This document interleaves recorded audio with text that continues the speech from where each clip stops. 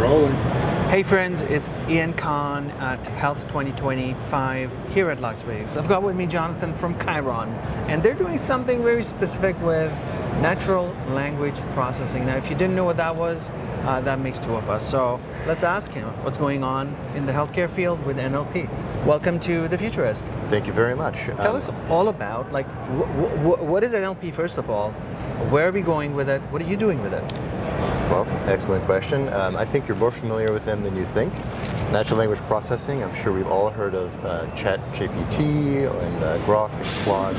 So any sort of natural language interface where you need the computer to understand and have a semantic understanding of what you're typing or saying. So when we type, let's say, instructions into a computer in human language, and then the computer interprets it and does something, is that natural language? That is a natural language processing. Or we're talking to Siri.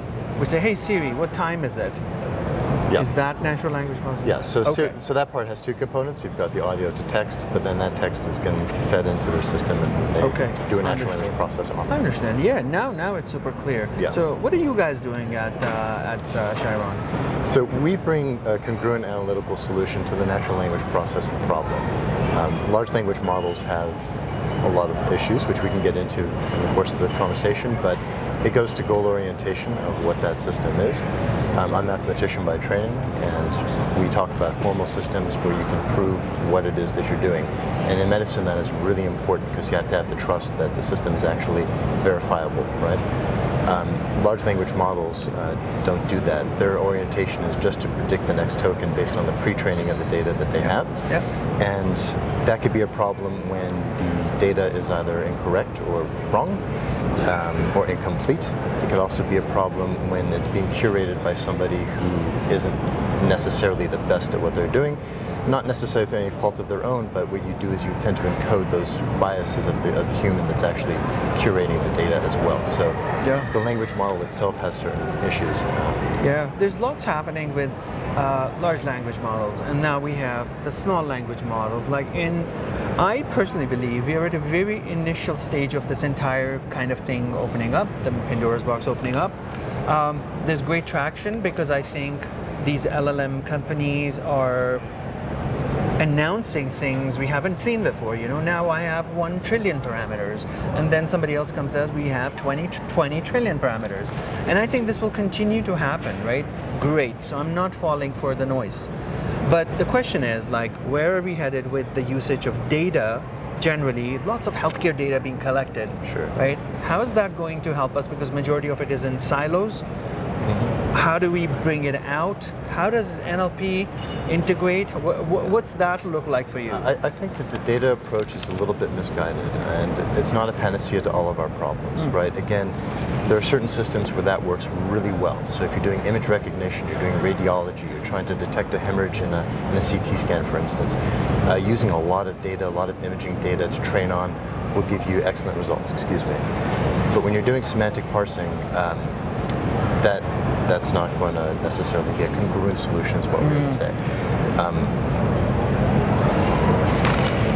One of the interesting things to come out of this conference was the use of all of these LLMs and AIs, and it's mainly in the peripheries what I've observed. You know, workflow integration, ambient listening, note-taking, that sort of integration with the EMR, but studiously avoiding any kind of clinical decision support, and that's something that there's aspiration to do with language models. And the issue that I find with this discussion actually is that they limit it to putting the clinician at the center of these systems. But the clinician has limitations, right? I mean, the models themselves have biases which we're familiar with, but so does the doctor in the room, right? What were they trained on? Not what they trained on, but when they went to medical school, and what did they learn? What did their professors really imbue on them? What traumatic experience did they have in residency that has colored their entire approach to practicing medicine? And also, our clinicians are so specialized these days that they don't have the breadth of knowledge to really handle the comorbidities in medicine. So if you're relying on them to prompt an LLM with the correct questions, you're going to run into some limitations right there as well. And I completely agree with you. I see a huge gap between this whole emerging. We hope you had a great time at Health Keep it running. It's okay. Keep it. We had a great time. Thank you. Is she going to announce in some other language? I don't think so. Okay. Right. For us, they do it in like In French. bunch of Okay, so we're going to continue, and I want to think about what I was thinking of. Okay, 3, 2. So one of the things that I'm noticing, and we've had so many conversations here as well, is are practitioners, nurses, doctors really super interested in the world of LLMs and understanding what's happening? That's kind of one thing. I don't think so. I think there's a huge gap because anything tech related is very scary for everybody else. Folks think that it's too complex, right? So that's a problem with tech generally. And number 2 is the education system. We cannot change it, but doctors at work right now and pharmacists and clinicians right now, they didn't study anything about LLMs or ChatGPT when they were in school 6, 7, 8 years ago. All this is happening right now, a year and a half, 2 years ago, right? So how do we change that, and what should be done?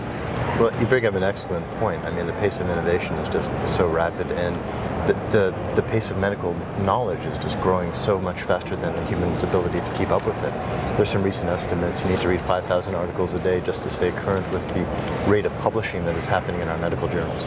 So the technology solution is required. It's not a human problem. It takes 15 years to train a doctor through residency and school, and the gap between the population and the population of physicians to see them is only widening. So I think that they're going to be forced to adopt some of these solutions. I think we do need to have some clinical decision support that frees up their time so that they're practicing a top of license. They're not doing the mundane stuff. They're not, in some cases, in a lot of our communities, especially in rural United States, we don't even have doctors as the primary care physician. They're just physician's assistants. Yeah. That is where the need is just so great. So they will adopt the technology in the same way that we've adopted the computer and replaced the typewriter, Totally. but it will take some time. Yeah. So for you, what does your product roadmap look like? What are you building? How will you build it? Why will you build it? And then help us understand where you're headed. Right, so we have our own patented technology. The patent was granted a couple years ago already. Excellent. And it's what we call an a priori engine, so it's not data driven. We don't have to rely on that. Again, we talked a little bit about the dangers of over-reliance on data. For example, in EHR records that people are trying to find statistical relationships with, they're often incorrect. I have asthma in my EMR. I don't actually suffer from asthma, and that error is being propagated in the training of models that use that data. Yeah. But beyond that, there is a pathological or teleological connection between the symptoms that I'm experiencing and the diseases that are causing. It's not strictly a statistical exercise, and I think that we're losing the forest for the trees when we just say, hey, we have these petabytes of data, let's go use that to do diagnosis. I think it misses the point in medicine. So we have our working prototype, and we are now raising money to build out an MVP to deploy in a pilot setting with some clinicians, primary care facilities, and some hospitals in rural Texas. Amazing. And there will be the funders, there will be the VCs, there will be folks who totally align with what you're doing, because there's a huge need to create that transformation within healthcare. So you're totally on the right track, and I hope you get what you're looking for, and we want to see you successful, see you at the next Health, and be chatting with you about your MVP and what's going on. But thank you for speaking with us. Well, thank you for the lovely opportunity. chatting. Yeah, I really appreciate it. Cheers. And all the best. Okay. Thank you very much. Take care. Thank you.